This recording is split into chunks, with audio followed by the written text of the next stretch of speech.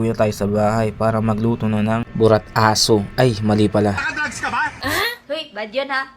Ito na nga guys, piniprepare ko ng mga gagamitin na pangsahog sa lulutuin. Ano paki ko? Talaga, Charmin. At nung na-prepare ko na lahat ng mga ingredients, wow, English. Lagay na ako ng mantika. Sinunod ko na rin yung bawang. Katapos ng bawang, sibuyas naman. Tapos halo-haluin. At nung okay na, isunod nyo na yung larandapo o sa tinatawag ng burat aso. Hoy, bad yun ha. Hindi, wow. Haluin nyo hanggang sa maging okay na. At saka ilagay nyo na yung itlog. At halo-haluin. Ito na guys, luto na. Tanggalin na natin. At lagay na natin sa lalagyan. Hindi, wow. Ito na guys yung finished product. Wow, English. Nakadrugs ka ba? Tatamahan kita. At ito na guys, titikman na natin. Sarap.